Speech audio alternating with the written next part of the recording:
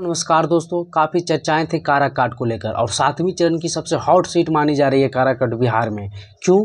क्योंकि यहां से पवन सिंह ने चुनाव का जब से ऐलान किया है भोजपुरी के सुपरस्टार पावर स्टार के नाम से, तो सोशल मीडिया पर काफ़ी चर्चाएं हो गई है। भोजपुरी गायकों में एक उत्साह है, डेली एक नया गाना पवन सिंह को लेकर आ रहा है। और यहाँ से दूसरी ओर से एनडीए के जो कैंडिडेट है उपेंद्र कुशवाहा, वो भी कोई कम नहीं, बड़े नेता हैं, केंद्र में मंत्री रह चुके हैं, अपनी पार्टी उसके राष्ट्रीय अध्यक्ष हैं।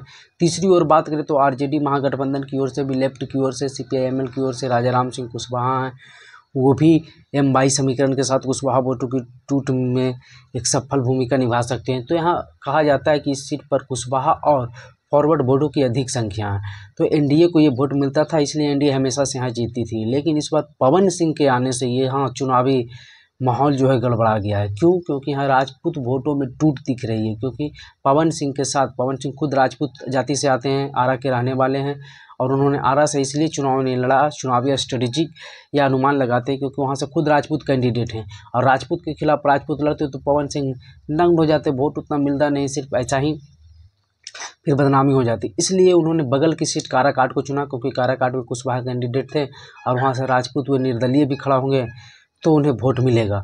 और उनकी सभाओं में भीड़ दिख भी रही है और लोगों में ये कहना है कि पवन सिंह ये सीट आराम से निकाल लेंगे। लेकिन जो पत्रकार हैं, वरिष्ठ लोग हैं, इन सभी की राय जाने तो ये सीट पवन सिंह निकाल नहीं पाएंगे। हाँ, उपेंद्र कुशवाहा को नुकसान पहुंचा देंगे। क्यों? क्योंकि इस सीट पर राजपूतों की आबादी लगभग 2 लाख के करीब है, तो उसमें से 50% राजपूत तो इसलिए मान जाएंगे क्योंकि संतोष सिंह जो बिहार सरकार के मंत्री हैं और नीरज कुमार बबलू जो सुशांत सिंह राजपूत जो अभिनेता वो उनके भाई हैं, ये सब प्रचार प्रसार कर रहे खास करके राजपूतों को गांव में, और एनडीए कैंडिडेट के पक्ष में उपेंद्र कुशवाहा के पक्ष में। आरके सिंह जो आरा वाले हैं वो खुद राजपूत हैं और काराकाट में चुनाव प्रचार कर रहे हैं उपेंद्र कुशवाहा के लिए, क्योंकि जानते हैं कि अगर यहाँ वोट कटा राजपूतों का तो फिर आरा बक्सर जैसे क्षेत्रों में कुशवाहा वोट भी कट जाएगा एनडीए के कैंडिडेट को, यानी बीजेपी के कैंडिडेट, और ये वोट चल जाएगा आरजेडी के साथ, जिसका नुकसान बीजेपी को उठाना पड़ेगा। इसलिए यहाँ राजपूत नेताओं जो बड़े बड़े चेहरे हैं उन्हें लगाया गया है और काफ़ी मेहनत भी कर रहे हैं।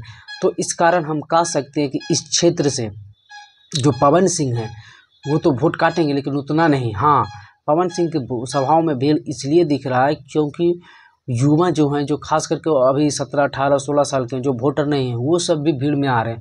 और वैसे लोग भी आ रहे हैं जो खास करके गांव देहात में ये होता है कि कोई नेता अभिनेता या कोई बड़ा आदमी आता है फिल्म के, तो उसे देखने के लिए भीड़ लगती है, तो ऐसे लोगों की भी संख्या बहुत अधिक है देखने के लिए, और वोट में ये कन्वर्ट बहुत कम होता है। और ऐसे भी आपको बता दें कि भारत की राजनीति में निर्दलीय के खास करके लोकसभा चुनाव में कोई हैसियत अब बची नहीं है। बहुत कम चांस होता है कि निर्दलीय उम्मीदवार जीत जाएं।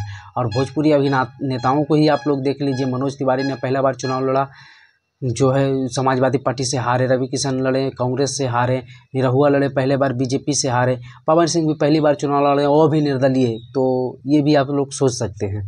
तो ये समीकरण बन रहा। वही उपेंद्र कुशवाहा भी तैयारियां, जैसे जैसे चुनाव नज़दीक आ रहा है उनके पक्ष में लोगों का गोलबंद होते हुए दिख रहे हैं।